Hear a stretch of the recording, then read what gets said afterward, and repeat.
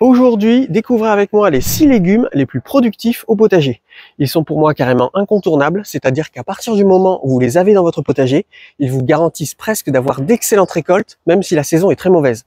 Ils sont d'ailleurs aussi pour moi obligatoires si vous voulez atteindre l'autonomie à 100% en légumes. Vu que vous êtes beaucoup de nouveaux sur la chaîne, on va profiter de cette vidéo pour faire un tour complet de tout le potager, pour que je puisse vous montrer où j'en suis dans la saison.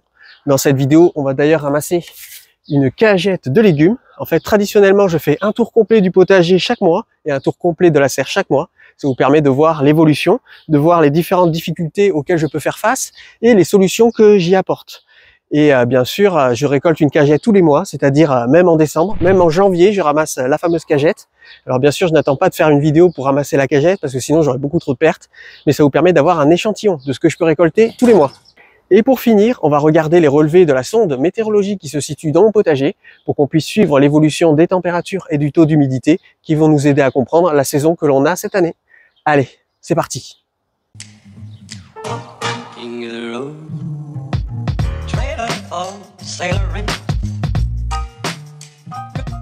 Et c'est parti pour la visite complète du potager. Ici, c'est la zone à compost où j'utilise deux types de compostage différents. Ici, j'ai un composteur à froid. Et ici, j'ai un composteur à chaud. Alors la grosse différence, c'est que là, j'utilise la technique du compostage sous bâche. Alors à la place d'une bâche en plastique, j'ai choisi d'utiliser une bâche en géotextile. Du coup, comme ça m'évite de me retrouver avec des particules de plastique dans le compost. Je monte, je fais un tas avec mes déchets. Vous voyez? Hop. Oh putain! Oh, vous avez vu? Oh, le flip que j'ai eu, il était allé se cacher là-bas derrière. C'est qu'en fait, depuis que j'ai augmenté la biodiversité au jardin, ça a tellement bien marché que maintenant j'ai pas mal de serpents dans le jardin.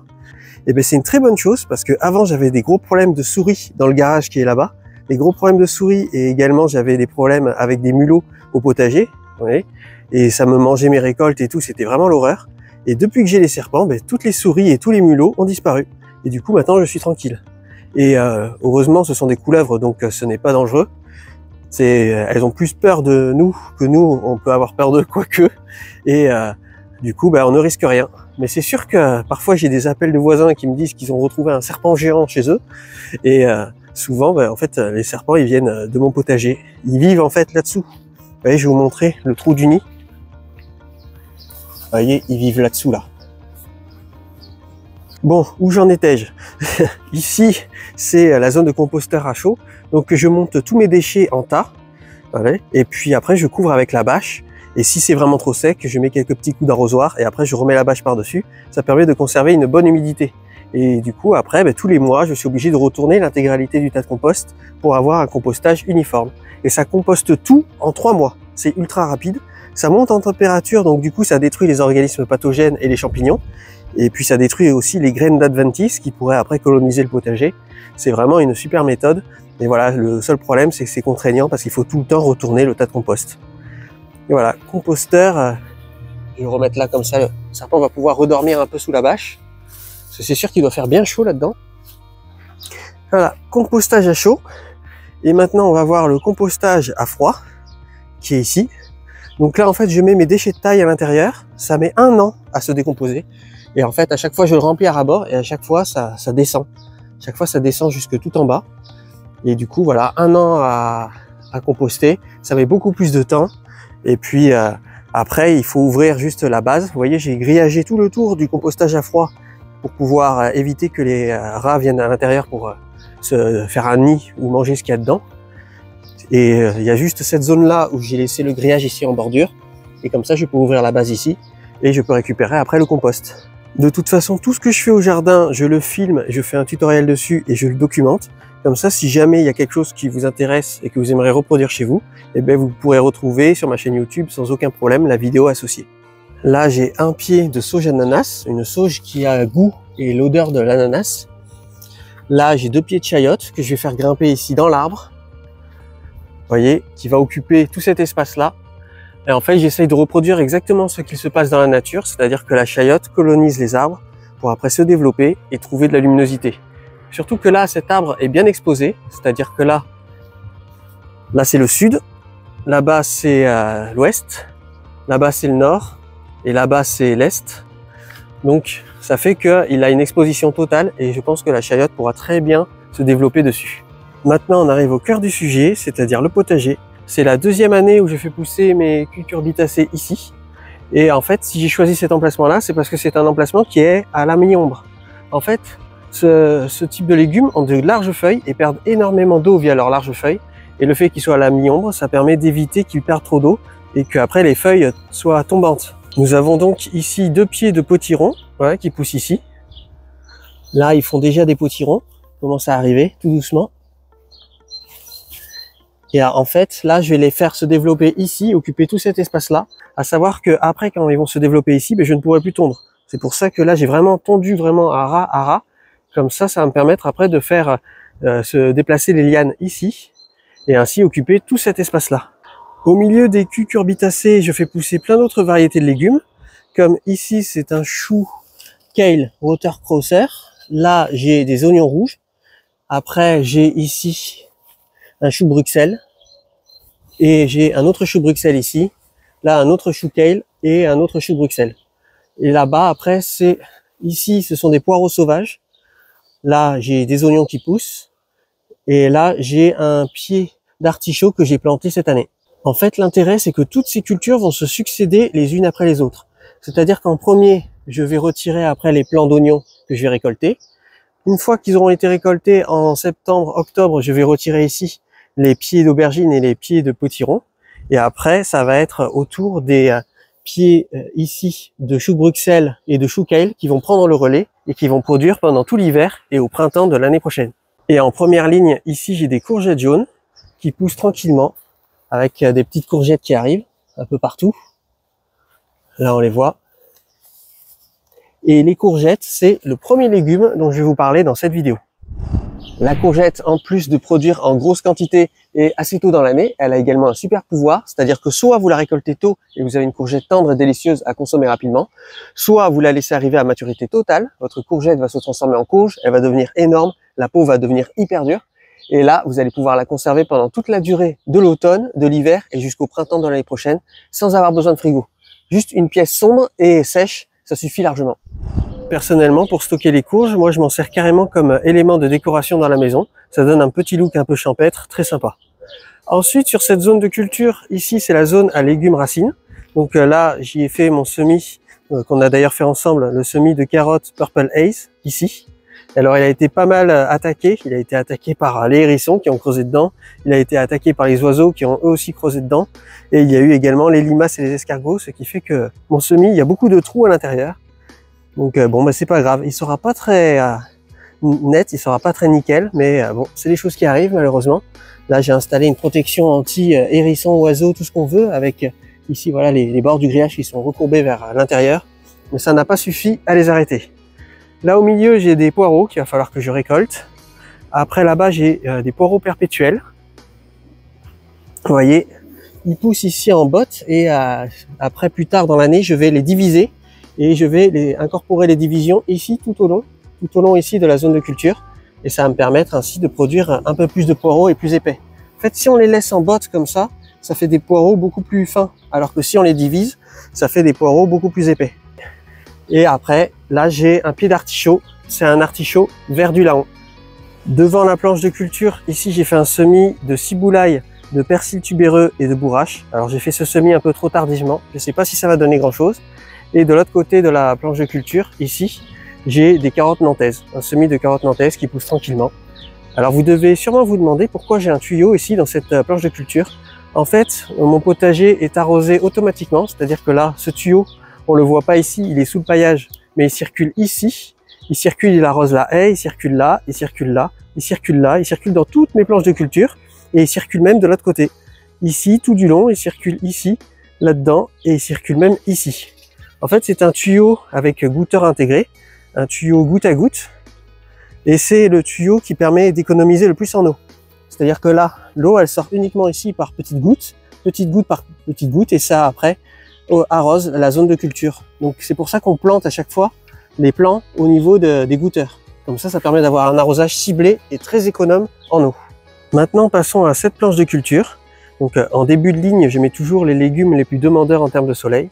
Ici, nous avons un pied de poivron. Ici, nous avons un pied de piment japaello. Et là, un pied de piment rainbow qui est caché dans la bouteille pour être protégé contre les limaces, le temps qu'ils prennent. Après, en début de ligne, je mets toujours ici les tomates cerises. Comme ça, les tomates cerises, elles vont occuper tout cet espace-là. Donc là, ce sont les meilleures tomates cerises que j'ai jamais mangées. Les tomates cerises Alfred, que mon oncle Alfred a sélectionnées.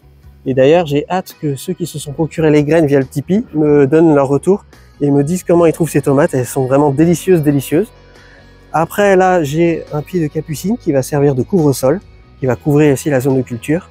Au milieu, comme aliacé, j'ai des oignons rouges. Et là, j'ai 3 pieds de concombre, un qui est ici et qui va pousser ici, un qui est ici et qui va pousser ici, un qui est ici et qui va pousser ici tout le long. Et à la fin, ils vont même atteindre le sommet de la zone de culture. En association, j'ai ici du basilic. Voilà. J'ai également ici un chou kale roter crosser qui pousse tranquillement. Là, j'ai des œillets d'Inde. Là, j'ai un tomatillo verdé. Et là, j'ai 2 pieds de tomates indigo rose qui sont en parfaite santé. Au fond, ici, j'ai un chou d'Aubenton, un chou perpétuel. Et là, en bout de ligne, j'ai toujours un artichaut vert du Laon qui est contre la haie et qui pousse super bien. Là, je vais avoir plein d'artichauts à récolter. Le fait de faire pousser dans mes associations de culture du basilic et des œillets d'Inde, ça me permet de limiter les attaques de prédateurs. Mais ça ne m'a pas empêché, malheureusement, d'avoir des attaques de pucerons sur les 3 pieds de concombre. Donc, j'espère qu'ils vont s'en sortir. Mais ils tirent un peu la tête. Là, vous voyez. Et là, il y a celui-là qui commence à repartir déjà. Et lui aussi. Mais il va falloir bien surveiller. Sur toutes mes planches de culture, je plante toujours de la blette. Là, j'ai une blette à quart de rouge. Et là, j'ai une blette à quart de blanche. Et la blette, c'est le second légume dont je vais vous parler aujourd'hui. Alors la blette, c'est vraiment hyper important dans un potager parce que c'est vraiment un légume qui produit pendant une très longue période. En fait, c'est un légume bisannuel. C'est-à-dire que vous allez le planter au printemps, vous allez le récolter pendant l'été, vous allez le récolter pendant l'automne, vous allez le récolter pendant l'hiver, vous allez le récolter pendant le printemps de l'année prochaine. Et après, avant l'été, il va commencer à monter en fleurs. Et soit vous récupérez les graines pour les avoir pour l'année prochaine, soit vous l'enlevez et vous le remplacez par une autre culture. En plus que la blette soit hyper productive pendant une très longue période au potager, elle a également un super pouvoir.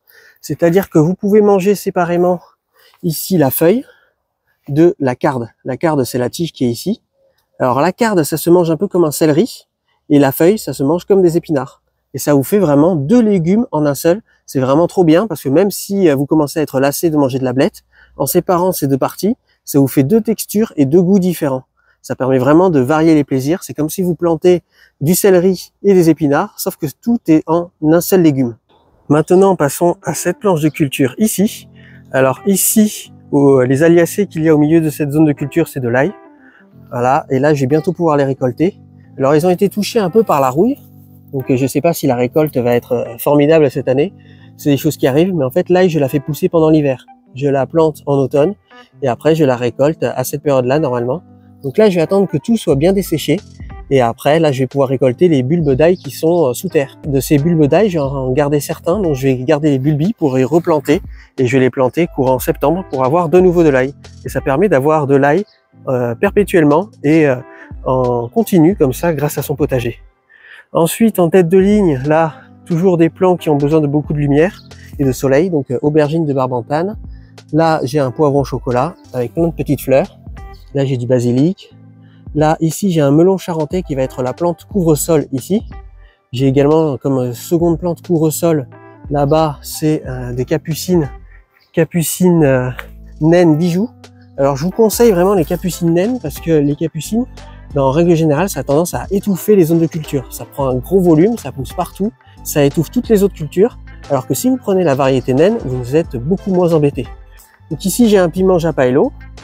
Et là, les 2 pieds de tomates qui poussent ici, ce sont des tomates oléron.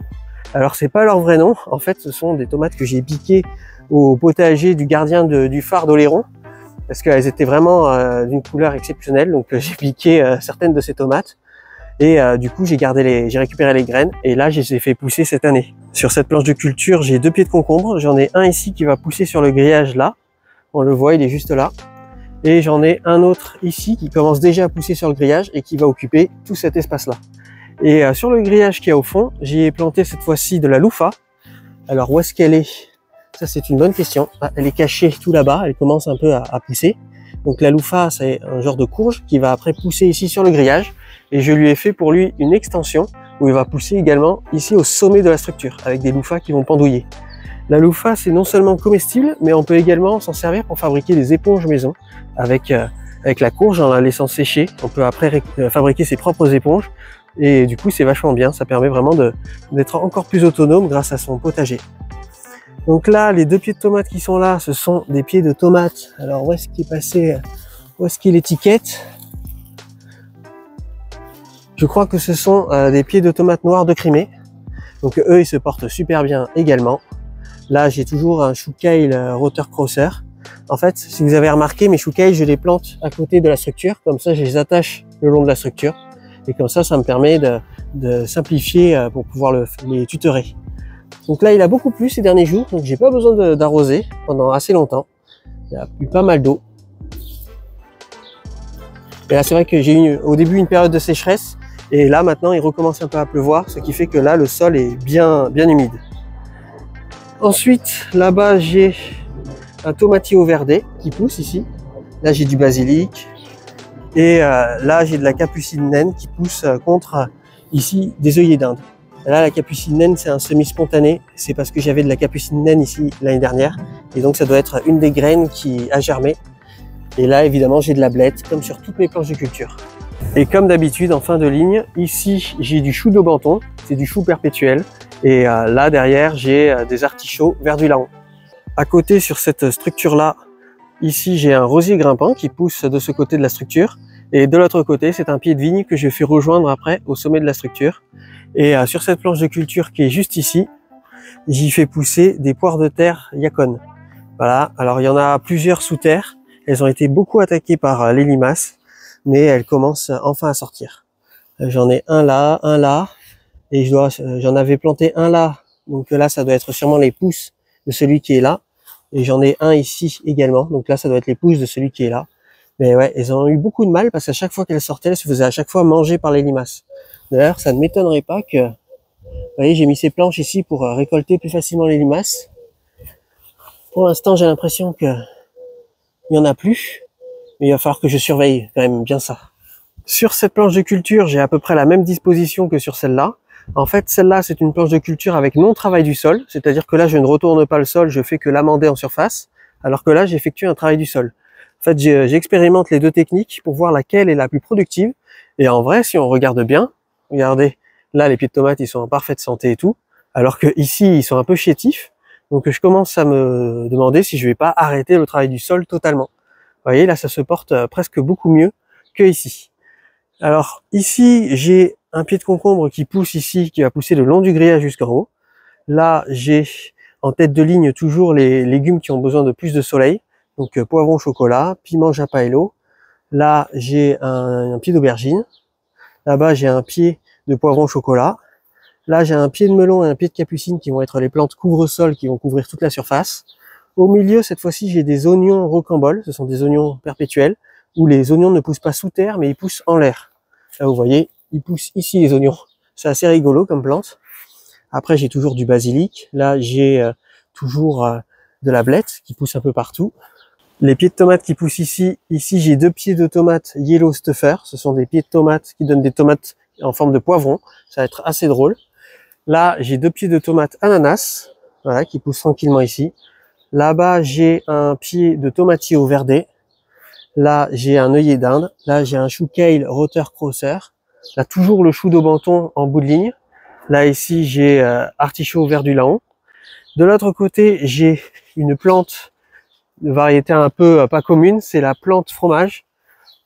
Paederia lengusia, voilà. C'est la plante fromage. En fait, elle a un goût et une odeur de fromage quand on la frotte. C'est vraiment particulier comme plante. Donc elle, je vais la faire pousser ici tout le long de la structure. Elle a la particularité d'être à la fois une plante originale pour pouvoir aromatiser ses plats, mais c'est également une plante qui est très belle ornementalement, c'est-à-dire que le dessous des feuilles est magnifique. Ici, après, là, sur cette zone-là, je vais faire comme sur l'autre planche de culture, faire pousser de la loufa. Donc là, la loufa, elle est encore toute petite, mais après, elle va prendre possession des lieux et pousser là tout au long, jusque tout en haut de la structure. Sur la planche de culture qui est juste à côté, ici, nous avons en tête de ligne plusieurs variétés d'oseille. Nous avons également ici un oignon que j'ai dû oublier. Là, j'ai un grillage où poussent des petits pois gourmands nains, donc qui sont à leur hauteur maximale et je vais bientôt pouvoir les récolter. Là, j'ai des échalotes qui poussent un peu partout et une alternance entre chou kale, blettes, chou Bruxelles, blettes, chou kale, etc., etc. Et d'ailleurs, le chou kale, ça va être le 3e légume dont je vais vous parler dans cette vidéo.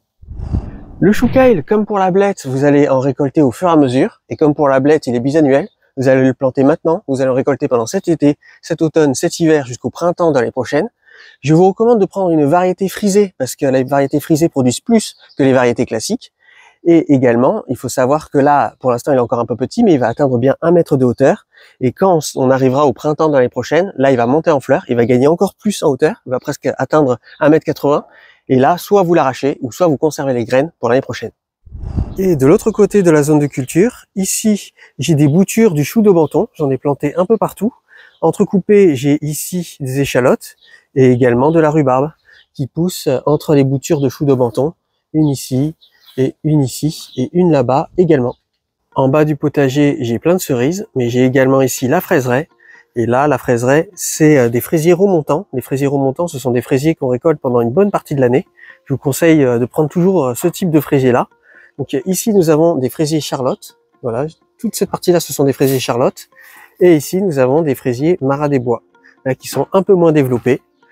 Et entrecoupés entre les fraisiers, j'ai ici des pieds d'oignons qui poussent un peu partout. Et après, du coup, ça permet de récolter des oignons et de récolter des fraises sur la même planche de culture. Sur ce vieux cerisier, je récolte actuellement des tonnes de cerises. Et prochainement, je vais également y récolter des tonnes de raisins, car j'utilise une technique d'agroforesterie qui s'appelle l'arbre à 2 récoltes. C'est-à-dire que je fais pousser en association, là, ici, nous avons le cerisier, et en association, j'y ai planté un pied de vigne, un peu éloigné du tronc du cerisier, que j'ai planté à peu près ici. Et en fait, le pied de vigne va comme ce qui se passerait dans la nature, c'est-à-dire envahir tout le cerisier, et ainsi produire dessus également du raisin. Pour utiliser la technique de l'arbre à 2 récoltes, il faut avoir un arbre qui a une excellente exposition au soleil, et qui a un feuillage assez éparse. Et du coup, ça permet qu'on puisse faire pousser un pied de vigne dans le cerisier et qui ne soit pas en manque de lumière. Là, vous voyez, là, il pousse même jusqu'à tout là-haut. Il faut rabattre régulièrement les branches sur les branches les plus basses pour pouvoir atteindre facilement le raisin. Et ainsi, ça permet d'avoir 2 récoltes en un seul arbre. En fait, dans mon potager, j'essaie généralement de reproduire ce qu'il se passe dans la nature. C'est-à-dire que dans la nature, les fraisiers poussent au pied des arbres, en lisière de forêt. Et c'est exactement ce que j'ai essayé de reproduire ici. Et quand les feuilles mortes tombent de l'arbre, ça fait un paillage naturel au pied des fraisiers.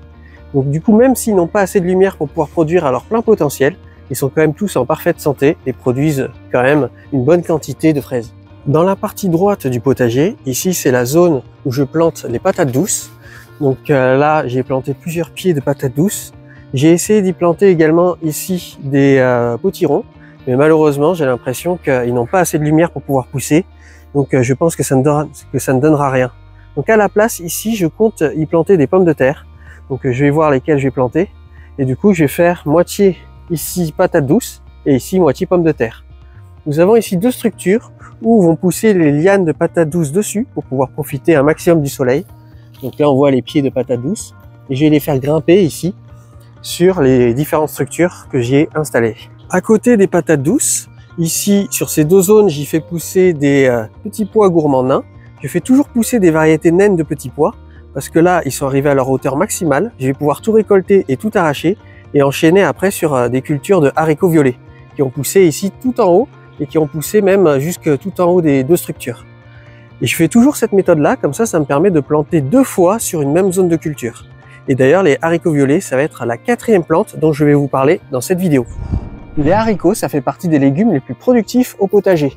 Et ne vous faites surtout pas avoir, prenez toujours des haricots mange-tout.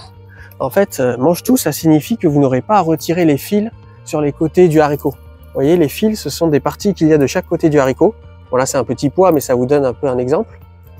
Et du coup, à chaque fois que vous devez récolter et que vous les conservez, après, vous avez toujours à devoir retirer les fils, ce qui est assez pénible. Alors que là, si vous prenez une variété mange-tout, vous récoltez les haricots, vous les rincez et vous les congelez. C'est aussi simple que ça.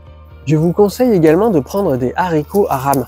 Parce que les haricots à rames, ce sont des haricots grimpants qui vont atteindre plus de 2 mètres de haut. Donc là, il vous faudra une structure assez grande et assez résistante. Et ça va vous permettre de récolter pendant beaucoup plus longtemps que si vous aviez pris des haricots nains. De part et d'autre de cette structure qui est ici, je fais pousser en tant que couvre-sol des pieds de pastèque. J'ai un pied de pastèque ici qui est protégé par la bouteille et j'ai un pied de pastèque ici que je vais faire pousser ici tout le long et c'est la variété Sugar Baby. C'est une variété plutôt sucrée et qui donne toujours de bons résultats. À côté, nous avons ici des fèves où la culture est bientôt clôturée. Donc je vais pouvoir récolter toutes les fèves qu'il y a. Il y en a un peu partout. Et après, ces fèves, je vais retirer toute cette culture-là, la mettre en couvre-sol sur le sol pour qu'elle se décompose. Et je vais créer la même structure qu'il y a ici et ici, mais cette fois-ci ici. Ici, j'ai une structure en forme d'arche où d'un côté, je fais pousser un rosier grimpant qui pousse ici. Et de l'autre côté, c'est un pied de vigne. Et mon objectif, c'est d'avoir les vignes, enfin le raisin qui pousse ici tout en haut et qui pendouille comme ça. Et là, je pense que cette année, je vais être gâté niveau raisin. Voilà. Et après tout ça, tout ce beau monde, ça va pendouiller. Ça va être super beau. Voilà, un vrai petit rideau de raisin. J'ai vraiment hâte de voir ce que ça va donner. Derrière ici, nous avons des fèves. Là, avec plein de fèves à récolter. Et ici, nous avons des pommes de terre. Alors là, c'est que des pommes de terre de variété rare. D'ailleurs, c'est drôle, les fleurs ne sont pas toujours de la même couleur. Elles sont violettes, parfois elles sont violettes un peu plus claires. Parfois, elles sont blanches ou roses. Il y a vraiment une diversité de fleurs. Et donc là, j'ai des pommes de terre Pink Love, pommes de terre roses. J'ai des pommes de terre Blue Dream. Ce sont des pommes de terre bleues. Et là, ça doit être des Violet Sun au centre. Donc, grosso modo, j'ai aucune pomme de terre qui est de la couleur de pomme de terre. Et les pommes de terre, c'est le 5e légume hyper productif que je vais vous présenter dans cette vidéo. La pomme de terre, pour moi, c'est un incontournable du potager. Elle peut couvrir quasiment tous nos besoins. Elle peut couvrir nos besoins en termes de glucides, donc remplacer les pâtes et le riz. Mais elle peut également couvrir nos besoins en termes de vitamine C et remplacer en partie les légumes.